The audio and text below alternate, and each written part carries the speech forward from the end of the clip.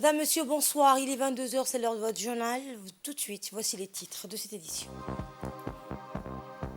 Le président de la République a regagné le pays aujourd'hui à l'issue de sa participation aux différents travaux de la COP28. Dans le cadre de sa visite officielle de 48 heures à Djibouti, le président du Parlement du Kenya s'est rendu aujourd'hui à l'Assemblée nationale et a prononcé un important discours. Et à Gaza, plusieurs morts et blessés dans des bombardements d'une maison dans l'est de la ville de Khan Younes. Bonsoir, c'est toujours un plaisir de vous retrouver. Le président de la République, Ismaël Omar Guelleh, a regagné le pays aujourd'hui à l'issue de sa participation à Dubaï, aux Émirats arabes unis, à la 28e conférence des Nations unies sur le climat. La participation du président Guelleh à la 28e édition des Nations unies sur le climat s'est opérée sous la forme d'interventions dans l'ensemble des travaux de cet événement et des réunions organisées en marge dans un sommet des pays du G77 et la Chine sur le climat et un forum de l'IGAD sur le thème Alliance africaine pour l'industrialisation verte, parvenir à une croissance économique durable et promouvoir des économies durables. À la cérémonie d'ouverture du sommet des chefs d'État et de gouvernement de la 28e conférence des Nations unies sur le climat, qui prendra fin le 12 décembre prochain, le chef de l'État avait mis l'accent sur la nécessité liée à la mise en œuvre définitive des fonds distincts de solidarité internationale précédemment convenus sur le principe des problématiques transcontinentales posées par le phénomène de réchauffement climatique. Au nombre de ces fonds distincts sont respectivement composés d'une dotation financière destinée aux pays en développement dans le cadre de la prise en charge des coûts liés à la réalisation de leur transition énergétique. Dans le cadre de sa visite officielle de 48 heures à Djibouti, le président du Parlement du Kenya s'est rendu aujourd'hui à l'Assemblée nationale, accueilli à son arrivée par le président du Parlement Dileta Mohamed Deleta. Il a eu tout d'abord un entretien en tête-à-tête avec le chef de l'hémicycle avant d'être invité à participer à une séance spéciale organisée pour l'occasion. Ce tête-à-tête a été l'opportunité pour les deux hommes de consolider leur concertation et se sont longuement attardés sur les liens de coopération bilatérale unissant Djibouti à Kenya, soulignant en dernier lieu que ces relations séculaires entretenues par les deux pays se doivent d'être renforcées. En tant que membre de l'Assemblée nationale, le président du Parlement kenyan a indiqué que dans nos efforts pour remplir nos mandats cardinaux de représentation de nos électeurs, de surveillance du gouvernement en place et de ses entités associées, ainsi que de la législation et de la formulation des lois, puissions-nous ne pas perdre de vue la nécessité de tirer parti de la collaboration et des partenariats avec d'autres assemblées, indiqué le président du Parlement du Kenya.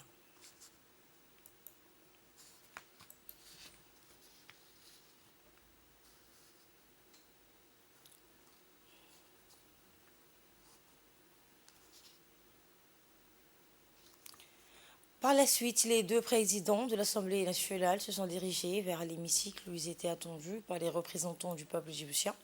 Après un long standing ovation par les représentants des corps diplomatiques, le président du Parlement du Kenya a participé à la séance au cours de laquelle le président du Parlement djiboutien a prononcé un discours de bienvenue avant de donner la parole à son homologue du Kenya.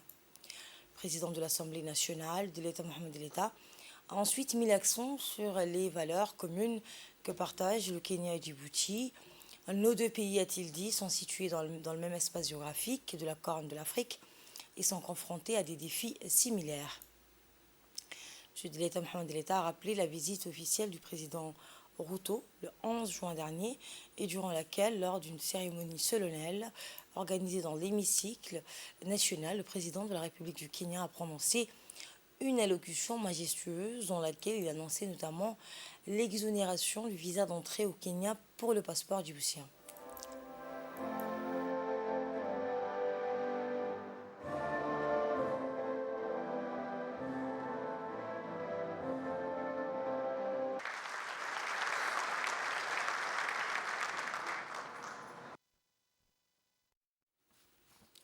C'est aussi une attention singulière que la représentation nationale s'apprête à recueillir pour la seconde fois le message du peuple kényan, a-t-il dit en substance.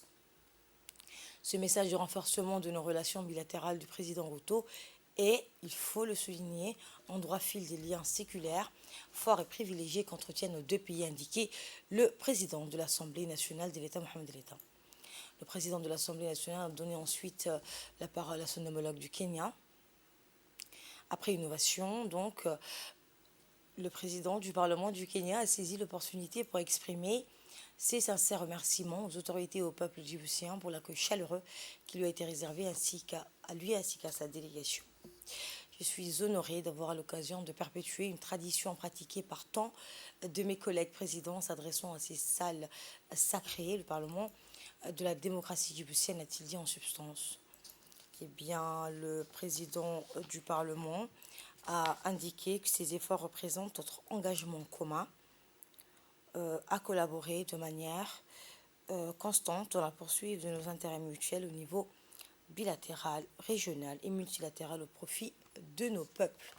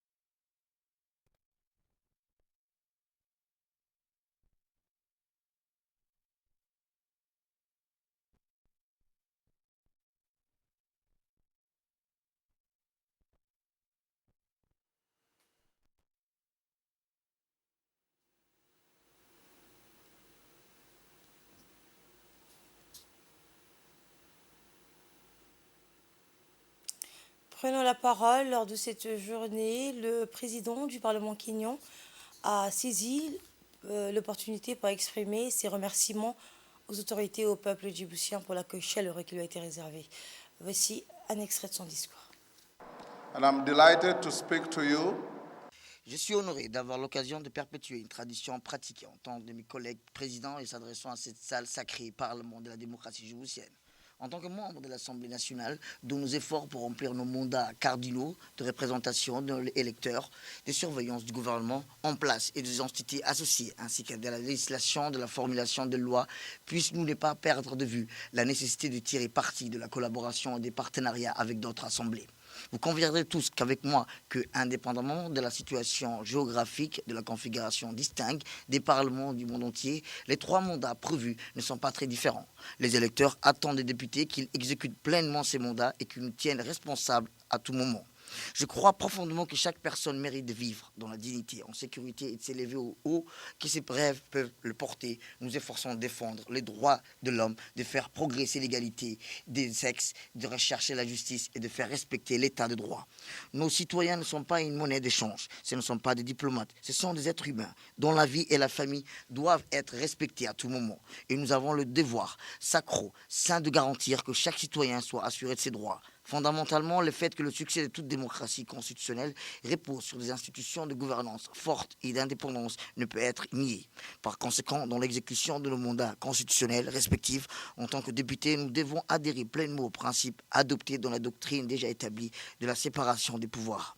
Ma visite dans cette grande nation en tant que président de l'Assemblée nationale du Kenya est double. Premièrement, j'attends avant tout avec impatience que les deux chambres établissent des liens de collaboration profonds et durables.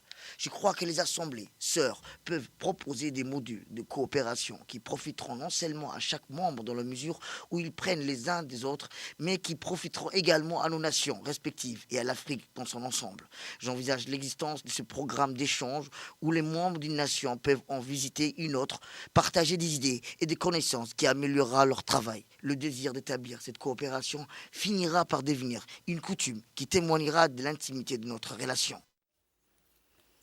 C'est un honneur et un plaisir pour moi de vous accueillir et de vous souhaiter la bienvenue à l'Assemblée nationale de Djibouti. C'est ce qu'a affirmé Dileta Mohamed Dileta à l'endroit de son homologue kényan. On l'écoute. En honorant, Excellence, l'invitation de la République de Djibouti, vous avez adressé, permettez-moi de vous dire en outre les vibrants hommages du peuple djiboutien ainsi que l'accueil solennel et officiel de la représentation nationale. C'est aussi une attention singulière que la représentation nationale s'apprête à recueillir pour la seconde fois le message du peuple kenyan. Dans une volonté de consolidation de l'intégration, nos deux pays ont fait du rapprochement, de la coopération et du partenariat les axes essentiels et stratégiques de leur diplomatie dans la région, principalement au sein de l'IGAD pour préserver la stabilité de la Corne d'Afrique et lutter contre les guerres, les pirateries, les défis inhérents des dérèglements climatiques. Dans cette zone géographique de la planète difficile, nombre de conférences de paix pour mettre un terme aux tribulations tragiques ont été ainsi organisées sous l'impulsion de Djibouti et du Kenya, renforçant les autorités de deux pays dans le choix d'une meilleure coordination et d'une volonté commune. Cette vision s'est par la suite avérée pertinente et opportune car cela a non seulement défendu la stabilité, mais aussi jeté les rails des conditions propices au progrès. Monsieur le Président et chers frères, Monsieur le Premier ministre, Mesdames et Messieurs, fluctuant dans son amplitude selon les périodes, les relations djibouto-kenyanes a été constante et multisectorielle dans son rythme. Sur le plan bilatéral, depuis la mise en place de la commission mixte ministérielle en décembre 2009, qui a siégé pour la première fois en avril 2010 à Nairobi, les exemples concrets foisonnent. Pour ne citer que les plus importants, je pense à la mesure permettant à terme la libre circulation des personnes et des biens, à l'accroissement des échanges commerciaux, les secteurs transversaux comme les télécommunications avec les câbles sous-marins DAR 1, connectant entre autres Djibouti à Mombasa, câble de 4 900 km pour un investissement global de plus de 80 millions de dollars. J'évoquerai aussi la coopération bilatérale concernant les chantiers prioritaires de la transition énergétique durable à l'heure où Djibouti et Nairobi priorisent des ressources d'énergie vertes et renouvelables telles que l'hydroélectricité, la géothermie, considérant le potentiel de Rift Valley ou grâce aux ressources hydrauliques du Kenya qui pourrait à terme raccorder un corridor électrique Nairobi-Addis Ababa-Djibouti. Dans le cadre de la COP 28, le ministre des Finances, Ilyes Moussa Douale, a joué un rôle clé dans le dialogue de haut niveau sur l'initiative pour la Corne de l'Afrique. Renforcer la résilience dans la Corne de l'Afrique, cet événement stratégique visait à explorer les enjeux complexes liés à l'environnement, au social et à l'économie, impactant la résilience face aux aléas climatiques. L'initiative pour la Corne de l'Afrique, une coalition de 7 pays, de 4 partenaires au développement, la Banque africaine de développement, BMZ, l'Union européenne et la Banque mondiale et l'autorité intergouvernementale sur le développement, l'IGAD, met l'accent sur le développement durable et la lutte contre les racines du sous-développement et de l'instabilité, notamment le changement climatique.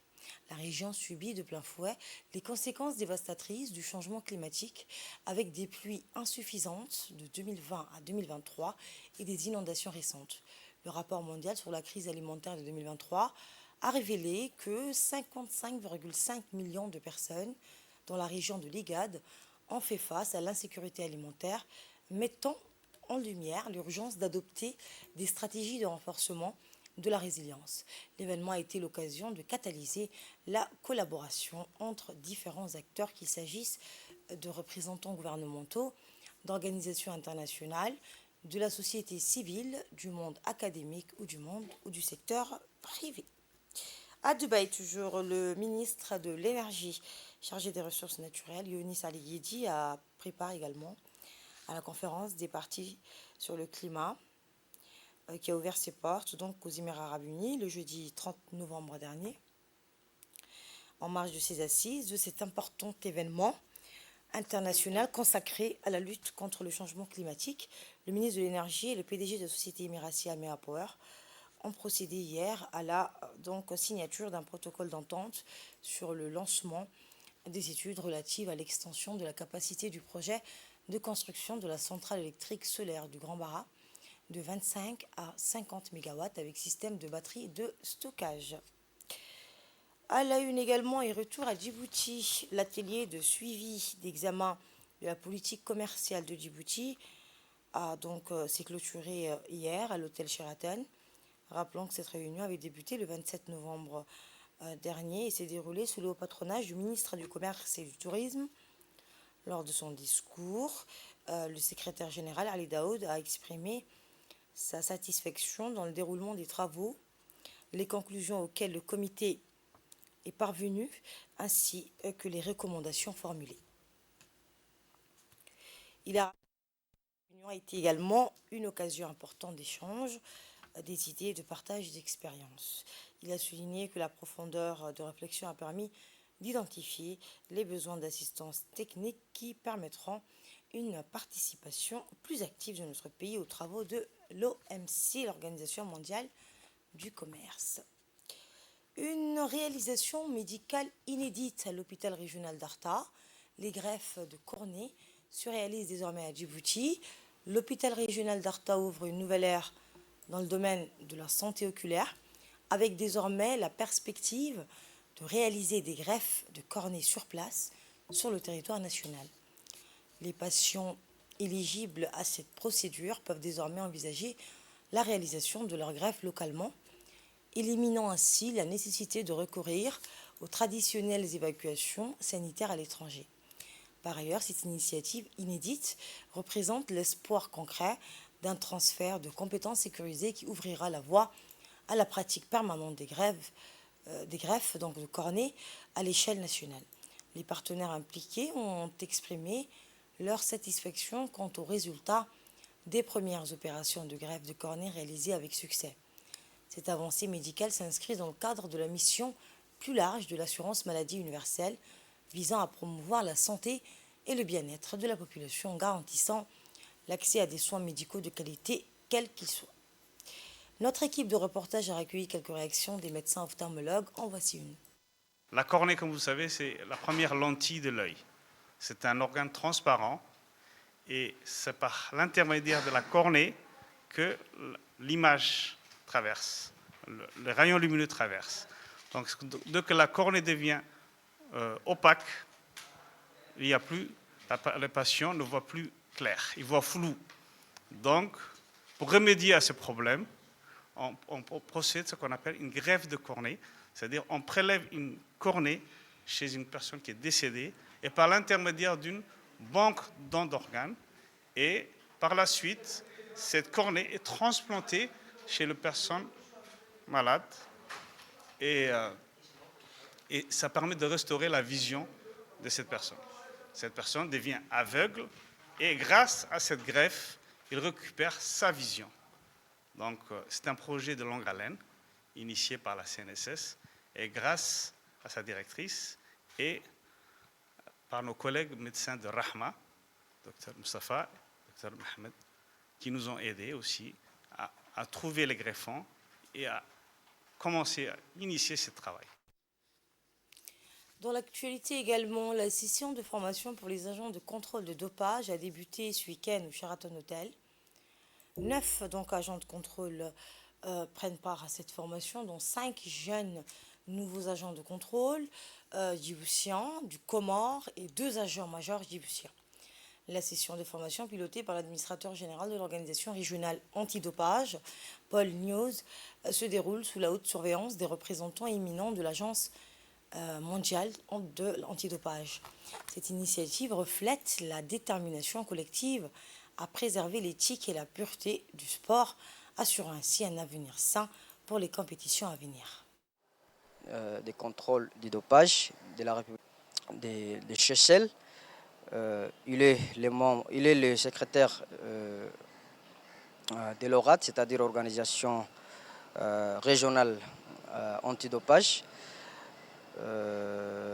Cette formation se déroulera du 1 jusqu'au 5 décembre 2023 et nous sommes très fiers de suivre cette formation et nous sommes fiers aussi d'être ACD de la République de Djibouti et Inch'Allah, tout ira bien.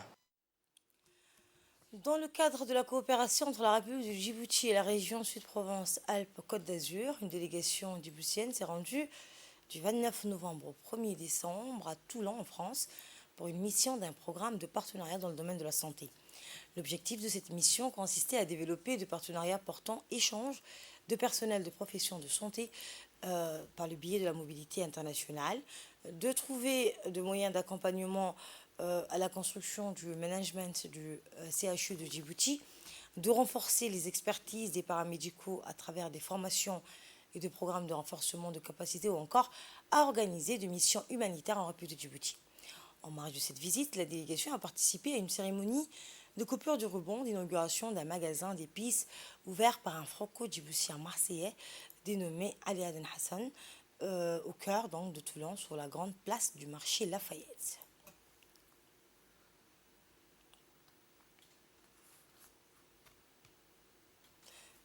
Dans le cadre de la lutte acharnée contre le trafic illicite de marchandises, une opération de saisie de cas de contrebande a été minutieusement conduite par les équipes mobiles des douanes et les forces armées de l'école Hol-Hol, démontrant l'engagement indéfectible envers la préservation de l'intégrité économique nationale. Au cours de cette opération, les agents de la douane ont réussi à intercepter donc environ 6 colis de khat, chacun enfermant 100 paquets de cette substance illicite. La saisie a été suivie d'une action immédiate sur le terrain où les produits saisis ont été incinérés, affirmant ainsi la détermination du pays à éradiquer ce fléau de manière décisive. Dans l'actualité également, suite à l'appel à la solidarité pour le peuple palestinien du président de la République, Ismaël Marguerite, l'initiative Jeunesse Pièce Jeune pour les jeunes de Gaza a fait vibrer aussi le mont Ougoul et les premiers fonds récoltés au CDC du chef-lieu de la région ont été versés hier, donc samedi. Ce geste empreint de solidarité fraternelle pour les jeunes palestiniens marque une énième concrétisation de cet élan de solidarité populaire. En effet, après les CDC de Demelchok, Al-Sabeh, Dekhel et Obok, c'est au tour du comité d'organisation de la collecte au CDC d'Arta d'effectuer son premier versement. Cette étape cruciale s'est déroulée en toute transparence, en présence du sous-préfet Mohamed Fouzi et des membres assidus du comité des jeunes pour la collecte collective, témoins de cette solidarité indéfectible. En effet, c'est depuis plusieurs jours et dans une atmosphère d'engagement solidaire que les jeunes d'Arta ont procédé à des sensibilisations et collectes de fonds en faveur donc, de la Palestine. Et le premier versement s'est opéré à la banque Salam ce week-end. Ceci est un geste louable qui symbolise la matérialisation de l'élan de solidarité qui a animé toutes les composantes de la population d'Arta. Les jeunes donc ont procédé à ce premier versement. Ces jeunes donc qui ont procédé à ce premier versement ont non seulement renforcé la chaîne de solidarité, mais également démontré que leur implication porte ses fruits. Et enfin, cette initiative marque le commencement d'une longue série d'actions de soutien durable aux civils palestiniens de Gaza. Et justement, plusieurs morts et blessés dans le bombardement d'une maison dans l'est de la ville de Khan Younes. Les détails dans cette séquence. Blessés samedi dans les raids aériens israéliens ayant ciblé une maison appartenant à une famille dans l'est de la ville de Khan Younes, dans le sud de la bande de Gaza. Le ministre de l'Intérieur de la bande de Gaza a déclaré que l'occupation israélienne a ciblé une maison appartenant à une famille dans la localité de Al-Qarara, dans l'est de Khan Younes, faisant plusieurs morts et blessés. Des équipes médicales de la défense civile se trouvent sur place pour secourir les blessés et les victimes de ces raids. Les frappes israéliennes ont causé des destructions massives dans cette zone ciblée. Et des centaines de personnes ont manifesté hier à New York et à Washington exigeant la cessation des nouvelles attaques israéliennes contre la bande de Gaza. Nagat Fouad nous en dit plus. Des centaines de personnes aux États-Unis protestent contre les attaques israéliennes dans la bande de Gaza. Des centaines de personnes ont manifesté samedi à New York et Washington, exigeant la cessation des nouvelles attaques israéliennes dans la bande de Gaza. Rassemblés autour du Central Park à New York et marchant vers Times Square, les manifestants brandissaient des banderoles critiquant la politique du gouvernement israélien et américain à l'égard de Gaza. Les militants ont appelé à un cessez-le-feu permanent dans l'enclave assiégée. Au cours des manifestations qui ont duré des heures, les populations ont critiqué la politique américaine sur cette question et scandé des slogans tels que « Cessez-le-feu maintenant »,« Assez, c'est assez »,« Libérez la Palestine ». À Washington, une autre manifestation a eu lieu devant la Maison-Blanche où les manifestants ont scandé des slogans en faveur de la Palestine. L'armée israélienne a repris ses bombardements dans la bande de Gaza vendredi matin après avoir déclaré la fin d'une pause humanitaire d'une semaine. Au moins 193 Palestiniens ont été tués et 652 autres blessés depuis vendredi dans les frappes aériennes israéliennes, selon le ministère de la Santé de Gaza. Et c'est la fin de cette édition. Merci à vous de l'avoir suivi. Très bonne suite de programme sur Télé Djibouti.